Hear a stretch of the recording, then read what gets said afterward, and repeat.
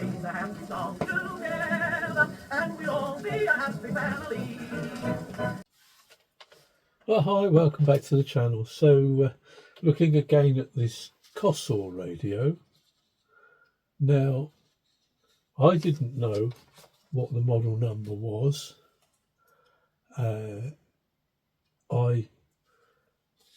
did some searching and still didn't find out. So, a special thanks to Graham Radio Cruncher, who does some excellent live stream videos. I was told that he had one of these, and I've written the model number on it under the panel here, which won't be seen when the circuit board's in place. CR1304T. So that's the model of this particular radio, and I was able to get from our very helpful friends at Radio Museum information here, a bit of a component layout. This tells me it uses an IF frequency, I think it was a 470, and tells you the tuning ranges and so on. So that enables me to go through the setting up procedure if I want to do that. It seems there's the circuit diagram as well. So yeah, I actually got information on it. I've got the model number. I know it's from the early 60s. And the next point I should go on to is how this came apart. There's just, you see these three pillars here which go through the circuit board. So obviously this circuit board's the other way up, mounted on there. So all you see is, when you open the radio, is the battery area and the back of the circuit board. So it's very easy to get this out. There were two antenna wires over here which were connected to the car aerial socket, and there's a few passive components there as well, but these two wires connected onto there. So yeah, I just snip them off for now, and I can put new wires in or whatever when I put it back together. The wave change switch, which is here, not showing up all that clearly on the video at the moment, but that is worked by a lever here. So when you press these two buttons, it slides this from side to side, and the difficulty seems to be getting that into the slot there when you can't see what's happening.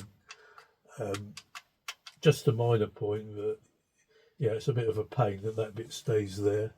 This is up here.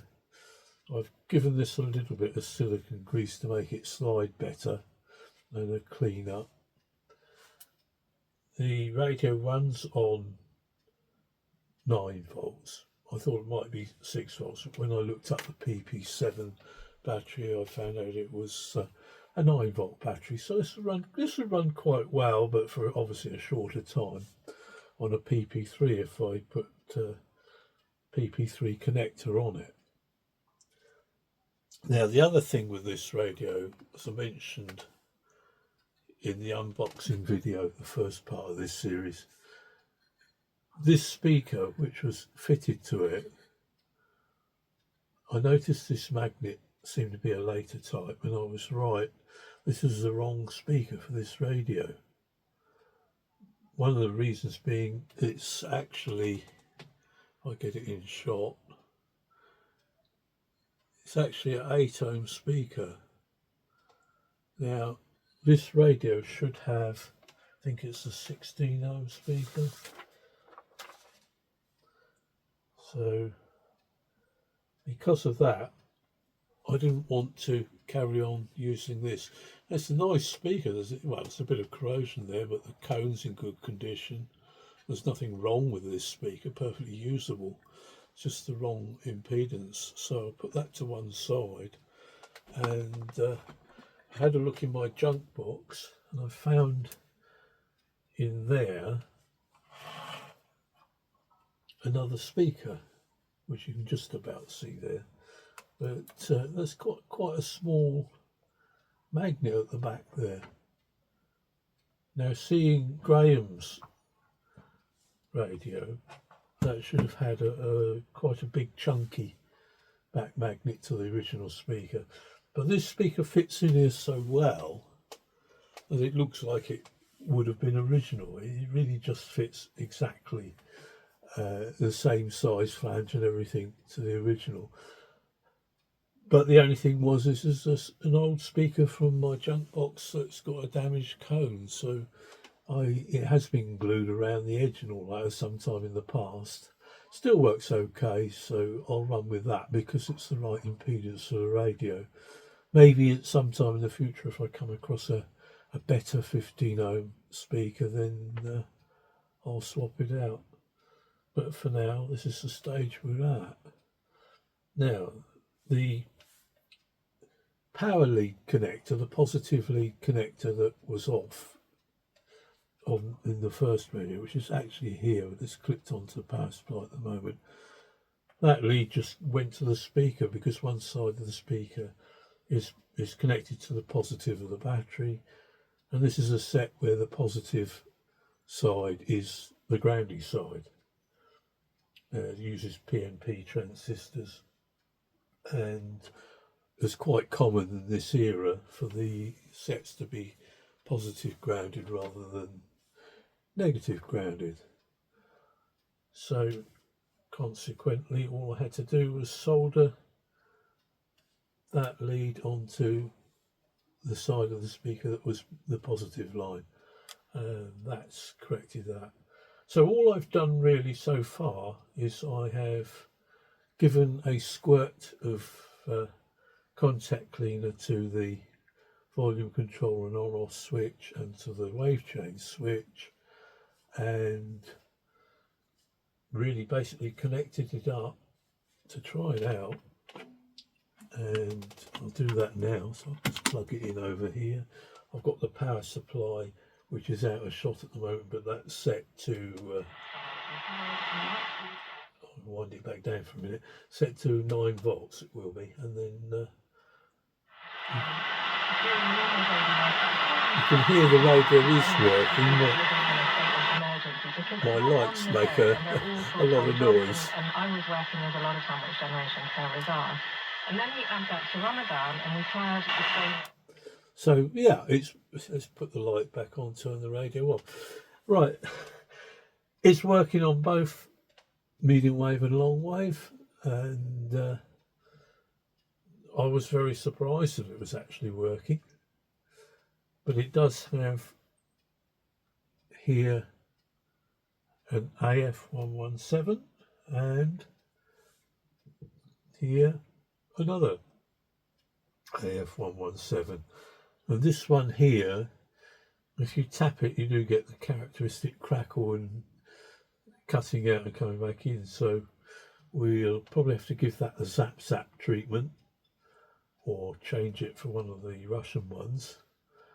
I've got some Russian ones, but they are quite low gain. I seem to have almost got a reject package of them. But they do work, so I wouldn't really want to use one of those in this stage if I can help it, because there is a tendency with a lot of these radios that if the gain on the oscillator transistor isn't very good, then it'll drop out on long wave. So yeah, I may give these a zap. But somebody had gone in here and changed the speaker for that other one, but they haven't recapped it. So all this looks original to me. I've got some of the mustard caps in here, which I think are usually okay. They're usually not too bad.